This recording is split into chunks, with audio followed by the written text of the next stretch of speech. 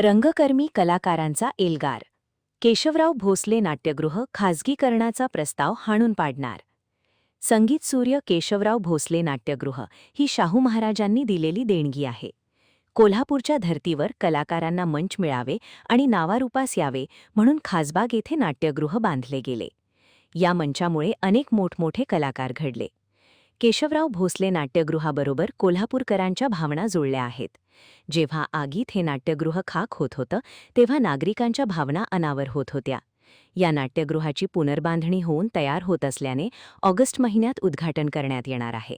तसेच खाजगीकरणासाठी देण्यात येणार आहे, अशी माहिती कलाकारांना मिळताच विरोध सुरू झाला. कोल्हापूर महापालिकेच्या प्रस्तावाच्या विरोधात रंगकर्मी मंच यांनी आंदोलन केले. यावेळी कलाकार मोठ्या प्रमाणात उपस्थित होते.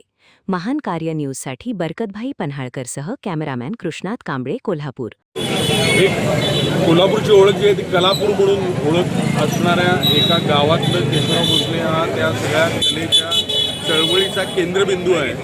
आणि अशा पद्धतीची जी वास्तू आहे त्याचं खाजगीकरणाचा घाट घालण्यात आलेला आहे. 20 तारखेच्या सभेमध्ये त्यांचा ठरावही मंजूर झालेला आहे. त्या ठरावाच्या विरोधात आम्ही आजचं आंदोलन करत आहोत. अतिशय शांततापूर्वक हे आंदोलन करत आहोत. आम्ही ओव्हरऑल खाजगीकरणासाठी विरोध आहे का, तर तुम्ही बाकीच्या ज्या काय जागा खाजगीकरणासाठी देताय, पार्किंगच्या देताय, त्याच्यावरती आम्ही काहीही बोलत नाही आहे. पण केशवराव भोसलेसारखी जी वास्तू आहे, जी आमच्या सगळ्यांच्यासाठी मंदिर आहे, त्या वास्तूचं खाजगीकरण होऊ नये याच्यासाठी आम्ही फक्त रंगकर्मीच असे नाही तर कोल्हापुरातली जी कलाप्रेमी जनता आहे ती पण इथे आत्ता एकवटलेली आहे. आणि त्या सगळ्यांचा तोटे काय वाटतं?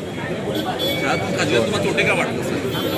तोटे तर बरेच आहेत त्याच्यात. आत्तापर्यंत तुम्ही बघितलं तर हे खरं तर सरकारची ड्युटी आहे. महाराष्ट्रात बऱ्याच ठिकाणी आम्ही नाटकाचा प्रयोग करतो की सगळी नाट्यगृह आत्ताही शासन मॅनेजमेंटखाली चालवली जातात किंवा महापालिकेच्या मॅनेजमेंटखाली चालवली जातात. मग या एकाच वास्तूबद्दल काय प्रॉब्लेम?